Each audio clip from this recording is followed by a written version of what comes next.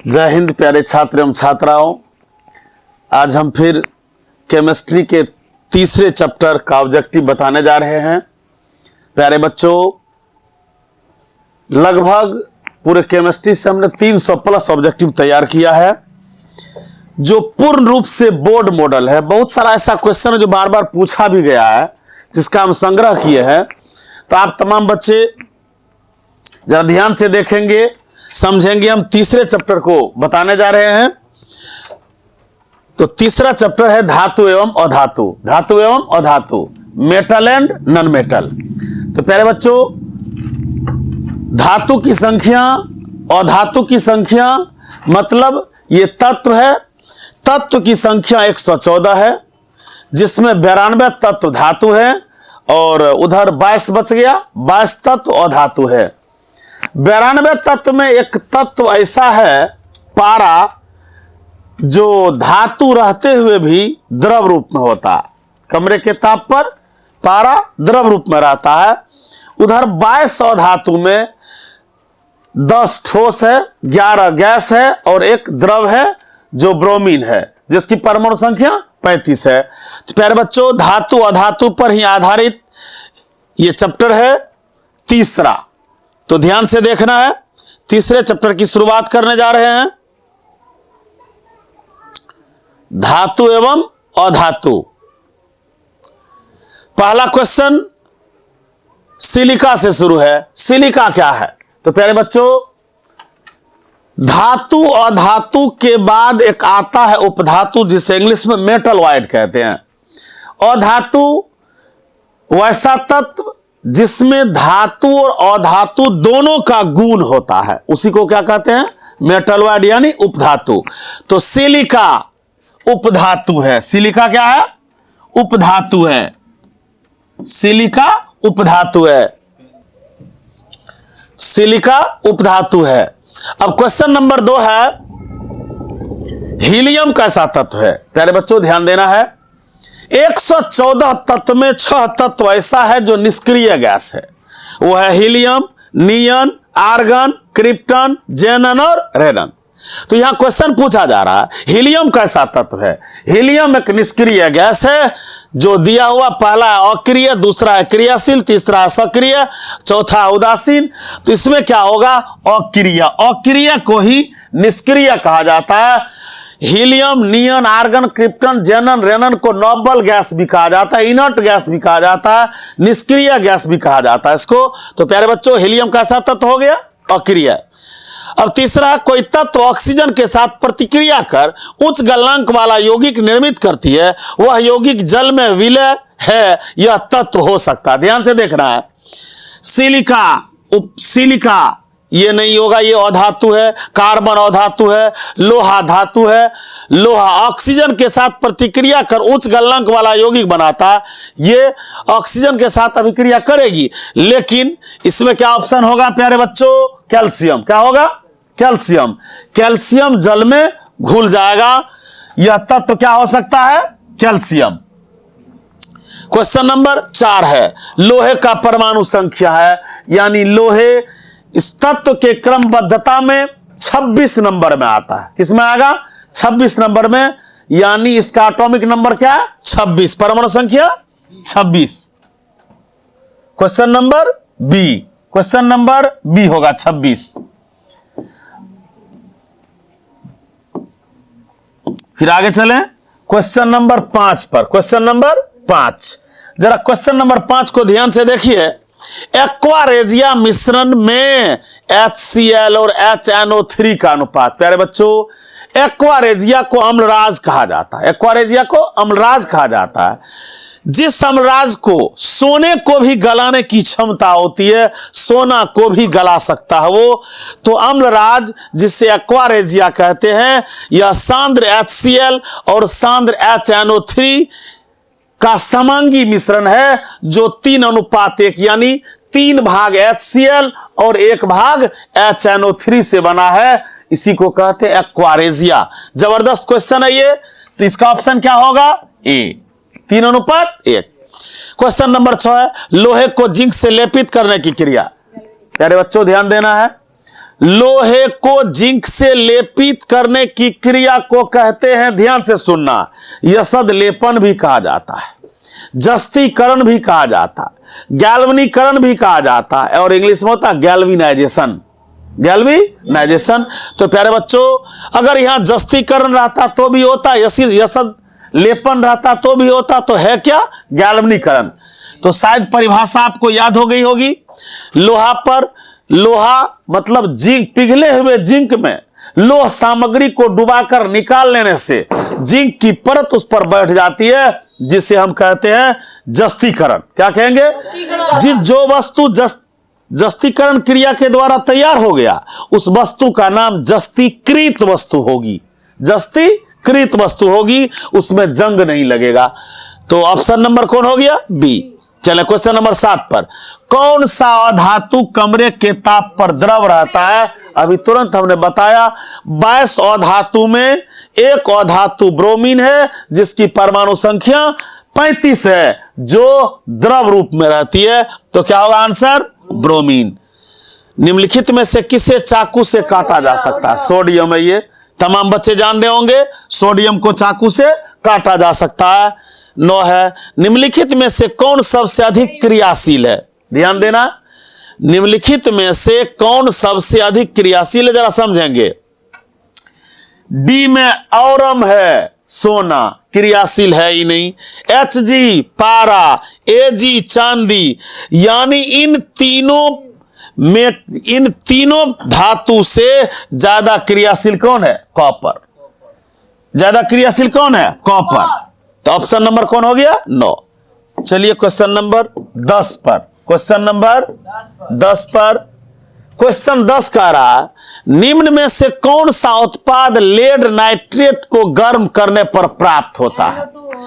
NO2 और O2। Option number ये D है, ऑप्शन नंबर डी। लिखने में मिस हो गया, ऑप्शन नंबर क्या हो गया? बी लिखा गया, फिर डी है ये। निम्नलिखित में से कौन सा पदार्थ ऑक्सीजन से संयोग नहीं करता है? प्यारे बच्चों ध्यान देना है, ऑक्सीजन से संयोग नहीं करने वाले धातु है, इसी चारों में से चयन करना होगा। कौन सा ऐसा चारों धातु में है? कॉपर भी धातु, औरम भी धातु, जिंक भी धातु और पोटेशियम भी है। इस चारों में से कौन सा ऐसा धातु है जो किससे अभिक्रिया नहीं करती है? ऑक्सीजन से। ध्यान देना है, वो है औरम। औरम मतलब क्या होता है? सोना। औरम मतलब सोना। सोना ऑक्सीजन से रिएक्शन नहीं करती है, ये प्रकृति में स्वतंत्र अवस्था में पाई जाती है। ये जंग रोधी, मतलब इसमें इसका संचारण नहीं के बराबर होता। क्वेश्चन नंबर 12 पर चले, लाल तप्त आयरन पर जलवाष्प प्रवाहित करने पर कौन सा यौगिक प्राप्त होता है? तो लाल तप्त आयरन पर जलवाष्प प्रवाहित करने से कौन सा? इसमें होगा option number C, option number C, Fe3O4। Question number 13, सीसा और टीन के मिश्र धातु को याद रखना है। सोल्डर, जिससे सोल्डिंग किया जाता है, सोल्डिंग मतलब होता है टीवी वाला, मोबाइल वाला, ये सब जो तार को अटैचमेंट करता है, जोड़ता है, तो वहां वेल्डिंग नहीं होता, वहां सोल्डिंग होता। सोल्डिंग किया जाता, तो सोल्डर दो चीज से मिलकर बना होता है, शीशा और टीन। 50% शीशा और 50% टीन, तब जाके निर्मित होती है सोल्डर। तो ऑप्शन नंबर कौन होगा? ए। अब चले क्वेश्चन नंबर 14 पर, क्वेश्चन नंबर 14, क्वेश्चन नंबर 14 है, शुद्ध सोने का माप होता है, शुद्ध सोना 24 कैरेट का होता है, जबकि शुद्ध सोने से जेवर नहीं बनाया जाता है। जेवर बनाने के लिए 22 कैरेट सोना की आवश्यकता होती है, यानी 22 भाग सोना और 2 भाग अन्य मेटल दिया जाता है, ताकि इच्छित आकार का बन सके। तो शुद्ध सोना का माप क्या कैरेट होगा? 24 कैरेट। निम्न में कौन आयनिक यौगिक है? प्यारे बच्चों, आयनिक यौगिक मतलब ऋणायन और धनायन से निर्मित यौगिक को आयनिक यौगिक कहते हैं। इसमें आयनिक यौगिक CH4 नहीं है, CO2 नहीं है, NH3 नहीं है, क्या है? CaCl2, calcium chloride. Calcium chloride ionic यौगिक है। क्वेश्चन नंबर 16 पर चले, कौन विद्युत का सर्वोत्तम चालक है? ध्यान देना है, वैसे विद्युत की चालकता की बात करें तो सोना है, लेकिन सर्वोत्तम चालक में चांदी की गिनती होती है नंबर 1, दूसरा होता गिनती तांबा का और तीसरा होता है लोहा का, एल्युमिनियम का। यानी पहला इसमें सर्वोत्तम चालक में गिनती किसकी होगी? चांदी की। Option number B. साधारण ताप पर फास्फोरस का अणुसूत्र क्या होता है? साधारण ताप पर फास्फोरस का अणुसूत्र क्या होगा? P4। फास्फोरस का सिंबल P होता है, लेकिन अणुसूत्र की बात करें तो P4 होता है। कब? साधारण ताप पर, नॉर्मल टेम्परेचर पर। प्यारे बच्चों 8वां क्वेश्चन पर चलें। 8वां क्वेश्चन कह रहा है इलेक्ट्रॉन के स्थानांतरण से बने यौगिक, यानी इलेक्ट्रॉन के स्थान, यानी इलेक्ट्रॉन जब एक्सचेंज होती है उस समय जब यौगिक बनती है तो उसको कहते हैं कौन चीज? ऊपर करने दें।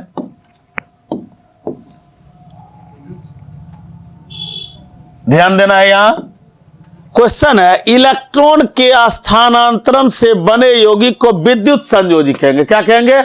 चूंकि इलेक्ट्रॉन का विनिमय होना, एक्सचेंज होकर जो बनता है उसको कहते हैं विद्युत संयोजी। Option number B.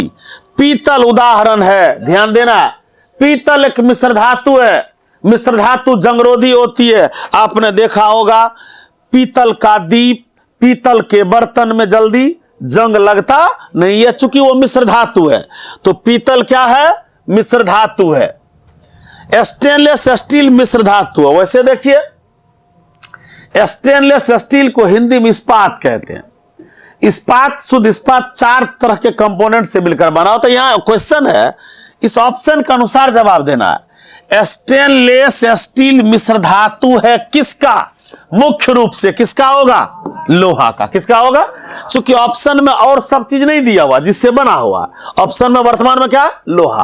तो आंसर क्या होगा? लोहा। निम्न में कौन विजातीय पदार्थ है? चूना पत्थर, खरिया, संगमरमर, तीनों कैल्शियम कार्बोनेट का ही नाम है। इसमें विजातीय यौगिक की चर्चा करें तो क्या है? नमक। क्या है? नमक, NaCl। नमक एक आयनिक यौगिक है, आयन के विनिमय से बना, इलेक्ट्रॉन के स्थानांतरण से बनता है। Na+Cl NaCl नमक। यानी ये तीनों सजातीय है और नमक विजातीय है। चले और क्वेश्चन नंबर 22 पर। क्वेश्चन नंबर 22 धातुओं की प्रकृति होती है, जरा ध्यान देना है। धातु की परिभाषा आप अलग अलग तरह से दे सकते हो। धातुओं के बाह्यतम कक्षा में 1, 2 या 3 इलेक्ट्रॉन होते हैं। 1, 2 या 3 इलेक्ट्रॉन होते हैं। ये धातु हमेशा इलेक्ट्रॉन का त्याग करता है। धातु इलेक्ट्रॉन का त्याग कर धनायन बनाने की प्रवृत्ति रखता है। तो क्वेश्चन उसी पर आधारित है। धातुओं की प्रकृति होती है विद्युत धनात्मक और धातुओं की प्रकृति होती है विद्युत ऋणात्मक। याद रहेगा? और धातु का क्वेश्चन है नहीं, लेकिन याद रखना है धातुओं की प्रकृति विद्युत धनात्मक और अधातुओं की प्रकृति विद्युत ऋणात्मक होती है। लेकिन इस धातु के अनुसार क्या होगा? ऑप्शन विद्युत धनात्मक। ग्रेफाइट है, ग्रेफाइट कार्बन का अपरूप है। प्यारे बच्चों कार्बन के 3 अपरूप होते हैं, जिसमें मुख्य होता हीरा और ग्रेफाइट। एक तीसरा भी है फुलेरीन। चर्चा यहां ग्रेफाइट। ग्रेफाइट और धातु रहते हुए भी विद्युत का सुचालक है। विद्युत का सुचालक है। पहला कुचालक है, दूसरा सुचालक। तो ऑप्शन नंबर क्या हो गया? बी। पारे का अयस्क है, यानी पारा का अयस्क। पारा का एक ही अयस्क है, वो क्या है? सिनेबार। क्या है? सिनेबार से ही पारा धातु प्राप्त होती है। सिनेबार अयस्क है किसका? पारा का। सिनेबार अयस्क है किसका? पारा का। अब पारा का अयस्क कौन है? सिनेबार। निम्नलिखित में से कौन सा धातु अधिक अभिक्रियाशील है? यहां 4 एलिमेंट्स दिया हुआ, 4 तत्व दिया हुआ है। चारों तत्व में आपको चयन करना है इस चारों में सबसे अधिक कौन सा क्रियाशील है। तो प्यारे बच्चों ध्यान देना है, मैग्नीशियम, कैल्शियम, एल्युमिनियम, यहां पोटेशियम। क्या है? सबसे क्रियाशील धातुओं की गिनती में याद रखना सोडियम, पोटेशियम और लिथियम। तो सोडियम, पोटेशियम और लिथियम, यानी ना सोडियम है ना लिथियम है क्या? यहां पोटेशियम। तो ऑप्शन नंबर क्या होगा? डी। क्वेश्चन नंबर 26 है निम्न में कौन अधातु है? निम्न में कौन अधातु है? सोडियम, सोडियम धातु है, कैल्शियम धातु है, एल्युमिनियम धातु है, कार्बन अधातु। हमने भी तुरंत चर्चा किया था। इलेक्ट्रॉनिक विन्यास के आधार पर जब इसको बांटा जाता है तो हमने भी बताया धातु के बातम कक्षा में 1, 2 या 3 इलेक्ट्रॉन होते हैं, जबकि अधातु में ऐसा नहीं है। कार्बन की वैलेंसी 4 होती है, प्लस माइनस 4 होती है। 4 किसी को देकर भी अष्टक पूरा कर सकती है या 4 किसी से लेकर भी अष्टक पूरा कर सकती है। लेकिन ये जो तीनों तत्व है एल्युमिनियम, सोडियम और कैल्शियम, ये अपने बातम कक्षा का इलेक्ट्रॉन किसी और को दे सकता है। तो ऑप्शन नंबर कौन होगा? ए, 26 का ए। चले अगला क्वेश्चन पर। क्वेश्चन नंबर 27 है। क्वेश्चन नंबर 27 है, कौन सी गैस उत्सर्जित होगी जब धातुएं जल के साथ अभिक्रिया करती है? धातुएं जब जल के साथ अभिक्रिया करती है तो कौन सी गैसें बनेगी? आप बताओ। O2, CO2, H2 या N2?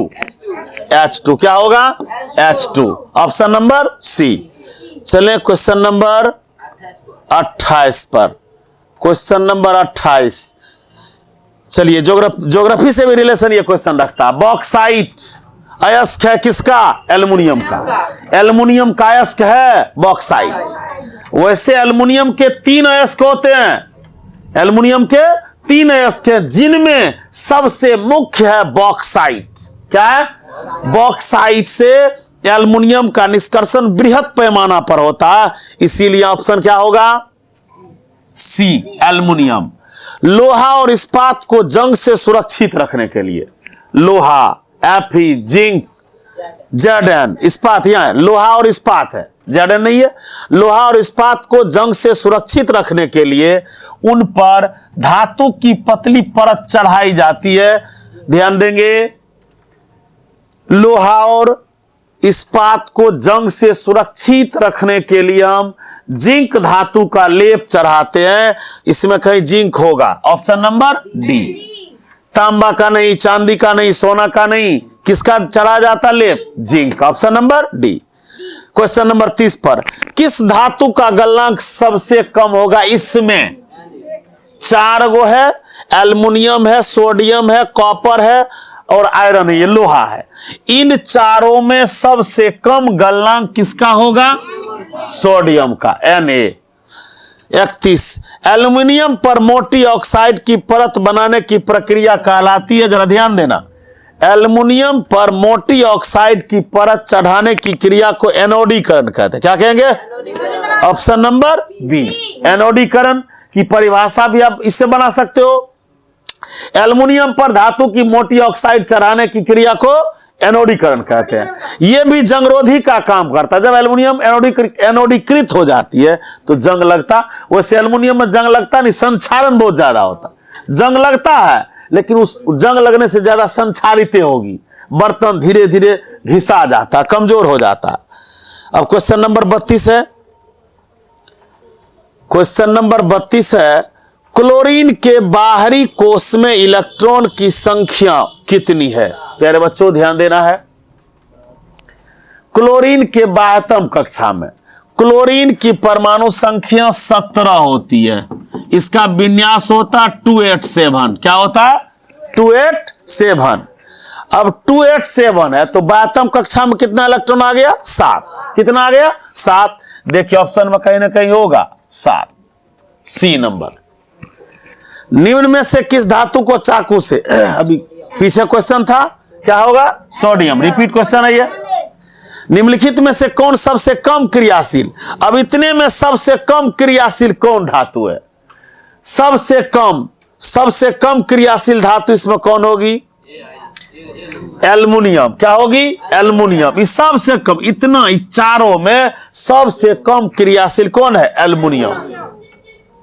सोडियम की परमाणु संख्या, मेरे बच्चों सोडियम की परमाणु संख्या 11 होती है। कितनी होगी? 11 होती है। तो 11 यहां लिखा हुआ ऑप्शन नंबर ए, सोडियम की परमाणु संख्या 11, option number A. Question number 36 पर चलें। कमरे के ताप पर द्रव अवस्था में रहने वाला धातु, क्वेश्चन ध्यान से देखना, कमरे के ताप पर यानी रूम टेम्परेचर पर द्रव अवस्था में रहने वाला धातु क्या, ध्यान देना है, पारा। क्या है, पारा, Hg, जिसकी परमाणु संख्या कितना है, 80। कमरे के तय रूम टेम्परेचर पर धातुओं में पारा एक ऐसा धातु है जो द्रव रूप में रहता। ऑप्शन नंबर क्या हो गया, ए, Hg। पारा का सिंबल क्या होगा, Hg। इसी को इंग्लिश में मरकरी कहते हैं। क्या कहेंगे, मरकरी। ऐसे तत्व जो इलेक्ट्रॉन का त्याग कर बनाते हैं किए जाते हैं, इससे पीछे भी हमने चर्चा किया। इलेक्ट्रॉन त्याग करता है धातु, इलेक्ट्रॉन ग्रहण करता है अधातु। इलेक्ट्रॉन त्याग कर धातु धनायन बनाते हैं और इलेक्ट्रॉन ग्रहण कर अधातु ऋणायन बनाते हैं। तो क्वेश्चन यहां त्यागना है, क्या करना, त्यागना, किसी को देना। किसकी प्रवृत्ति है ये, धातु के। Option number B. 38 ऑक्सीजन की संयोजकता। प्यारे बच्चों, ऑक्सीजन की परमाणु संख्या 8 है। क्या है, 8 है। इसका विन्यास होता 26। क्या होता, 26। तो ध्यान दीजिए, यहां बातम कक्षा में क्या इलेक्ट्रॉन है, 6। अष्टक पूरा करने के लिए कितना चाहिए इसको, 2 और चाहिए। यानी इसका जब निकालेंगे विन्यास तो 8 में से 6 को घटाएंगे तो क्या बचेगा, 2। यानी ऑक्सीजन की वैलेंसी कितनी होगी, 2। Option number C, option number C. सोना की परमाणु संख्या, सोना की परमाणु संख्या 79। यानी 80 में 80 परमाणु संख्या Hg का और एक कम 79 परमाणु संख्या किसका है, सोना का। चलिए क्वेश्चन नंबर 40 पर। क्वेश्चन नंबर 40 का रहा कि निम्न में कौन अक्रिय गैस है। अक्रिय गैस की चर्चा हमने किया अभी। हीलियम, नियन, आर्गन, क्रिप्टन, जेनन और रेनन। इन 6 में एक यहां ऑप्शन क्या है, हीलियम। अब क्वेश्चन नंबर 40 तक हो गया। 41 क्वेश्चन नंबर 41 गंधक की परमाणु संख्या है। गंधक की परमाणु संख्या इन सोडियम 11 में, मैग्नीशियम 12 में, एल्युमिनियम 13 में, सिलिकॉन 14 में, फास्फोरस 15 में, सल्फर 16 में। परमाणु संख्या सल्फर की कितनी होगी, 16। Option number C. जस्ता का अयस्क है, ध्यान देना है। सोडियम क्लोराइड हो नहीं सकता है। बॉक्साइट एल्युमिनियम का है। सिनेबार किसका है, सिनेबार पारा का है। बच क्या गया, जिंक ब्लेंड। जिंक ब्लेंड किसका है, इसके जस्ता का। Option number B. Stainless steel में लोहा और कार्बन के अतिरिक्त, प्यारे बच्चों ध्यान देना, स्टेनलेस स्टील में लोहा और कार्बन के अतिरिक्त 2 और कंपोनेंट्स होता है। चुनना है, एल्युमिनियम, प्लम्बम, ये नहीं होगा। एल्युमिनियम और सीसा नहीं होगा। निकेल और क्रोमियम, निकेल और क्रोमियम है। यहां चांदी और नाइट्रोजन है। यानी ए नहीं होगा, बी नहीं होगा। अब यहां ध्यान देना, निकेल और क्रोमियम, यहां है मैग्नीज और क्रोमियम। प्यारे बच्चों ध्यान देना है, स्टेनलेस स्टील में लोहा और कार्बन के सिवा कौन होता है, मैग्नीज और क्रोमियम। मैग्नीज और क्रोमियम, ये 2 4 कंपोनेंट्स स्टेनलेस स्टील का निर्माण करता है। कमरे के ताप पर रहने वाली द्रव धातु, वहां था धातु और यहां है अधातु। क्या होगी, ब्रोमीन। हमने पहले ही चर्चा कर दिया था, ब्रोमीन है। निम्न में से किस धातु को किरोसिन में डुबाकर, किरोसिन में डुबाकर 3 धातु को रखा जाता है, सोडियम, पोटेशियम और लिथियम। लेकिन ऑप्शन में यहां क्या दिया हुआ है, सोडियम। सोडियम हो गया। चलिए क्वेश्चन नंबर 45 तक खत्म हुआ। क्वेश्चन नंबर किस पर चले, 46 पर। क्वेश्चन नंबर 46, निम्न में से कौन सा अधातु विद्युत के सुचालक है। अधातु है, अब विद्युत का सुचालक है। क्या होगा, ग्रेफाइट। वह धातु जो सिर्फ अम्लराज में, हमने क्वेश्चन किया था, एक्वारेजिया को ही अम्लराज कहा जाता है। एक्वारेजिया को अम्लराज कहा जाता है, जो सोना को भी गला सकता है, जो सोना को भी गला सकता है। तो वह धातु जो सिर्फ अम्लराज में घुलता है और दुनिया के किसी भी चीज में नहीं घुलेगा, वो क्या है, औरम। औरम माने सोना। औरम सिंबल है सोना का, जिसकी परमाणु संख्या 79 होती है। निम्न में से किस तत्वों में संयोजी इलेक्ट्रॉन की संख्या सबसे अधिक है। इसे जरा ध्यान से देखना है। संयोजी इलेक्ट्रॉन की संख्या इसमें से किसकी सबसे अधिक होगी? हम सबको दिखा रहे हैं। सिलिकॉन 14 नंबर में, सिलिकॉन 14 नंबर में, इसका विन्यास होता 284। फास्फोरस 15 नंबर में 285, एल्युमिनियम 13 नंबर में 283, सोडियम 11 नंबर में 281। अब क्वेश्चन को पढ़िए। निम्न में से किस तत्व में संयोजी इलेक्ट्रॉन की संख्या सबसे अधिक होती है? क्या ऑप्शन होगा? आप चुन सकते हो। क्या होगा? सिलिकॉन। क्या होगा? निम्नलिखित में से संयोजी इलेक्ट्रॉन की संख्या सबसे अधिक किसकी होगी? फास्फोरस 15 में है, एल्युमिनियम। संयोजी इलेक्ट्रॉन की संख्या प्यारे बच्चों ध्यान देना है, एक है यहां बाटम कक्षा में संयोजी इलेक्ट्रॉन इसका एक होगा, चूंकि ये मेटल है। यहां 3 है, हमने बताया था 1, 2 या 3 रहे तो मेटल है, 1, 2 या 3 रहे तो मेटल है। वह किसी को दे सकता, किसी से ले नहीं सकता। यानी option B cancel, option D cancel. चले फास्फोरस पर। फास्फोरस के बाटम कक्षा में क्या इलेक्ट्रॉन? 5। 8 लाने के लिए जरूरत कितनी की है? 3 की। और यहां कितना है? 4। जरूरत कितना का? 4 का। तो अधिक किसी का न होगा, तो इसीलिए ऑप्शन नंबर ए होगा सिलिकॉन। इतने में सबसे ज्यादा किसका है? सिलिकॉन का। जिंक ब्लेंड अभी तुरंत बताए थे हम, जिंक ब्लेंड जस्ता का है। किसका है? जस्ता का। Zinc blende B number. Question number 50। Question number 50। Cuprite. Question पढ़िए जरा। क्यूप्राइट निम्नांकित में से किस धातु का अयस्क है? प्यारे बच्चों, क्यूप्राइट का मिलन जुलन कॉपर से हो रहा। किससे हो रहा? कॉपर से। कॉपर का ही अयस्क है कौन चीज? क्यूप्राइट। क्यूप्राइट निम्न में से किस धातु का अयस्क है? तो क्या होगा? सी, कॉपर। सबसे कठोर प्राकृतिक पदार्थ का नाम आप जान रहे होंगे, हीरा। सबसे कठोर प्राकृतिक पदार्थ क्या है? हीरा। अब यहां देखना है 52 नंबर के क्वेश्चन को जरा गौर से देखिए। Sodium, zinc, magnesium, copper not possible, यह सही क्रम में नहीं है। Sodium, magnesium, copper, zinc. Sodium के बाद मैग्नीशियम में है, magnesium, copper, zinc. Zinc 30 number में, कॉपर, जरा ध्यान दोगे यहां क्रियाशीलता का सही क्रम चुनने कहा जा रहा है। ध्यान दोगे किसका? क्रियाशीलता का। ध्यान यहां देना है। सबसे ज्यादा क्रियाशील इसमें सोडियम है, सोडियम के बाद मैग्नीशियम, मैग्नीशियम के बाद जिंक, जिंक के बाद कॉपर। ये ऑप्शन डी सही होगा। यहां क्यों नहीं होगा? सोडियम, मैग्नीशियम, यहां उल्टा देख रहे हो, बी नंबर में नहीं होगा। जिंक को पहले होना चाहिए था, कॉपर को बाद में, इसी के वजह से बी नहीं हुआ। सेलेक्ट कौन हुआ? डी। क्रियाशीलता का सही क्रम ऑप्शन नंबर डी। शुष्क बर्फ का सब कोई जान रहे होंगे, सूत्र क्या होता? CO2। 53 नंबर तक क्वेश्चन खत्म हुआ। अब चलते हैं क्वेश्चन 54 पर। Question number 54। क्वेश्चन नंबर 54 ध्यान से देखना है। रासायनिक अभिक्रिया है।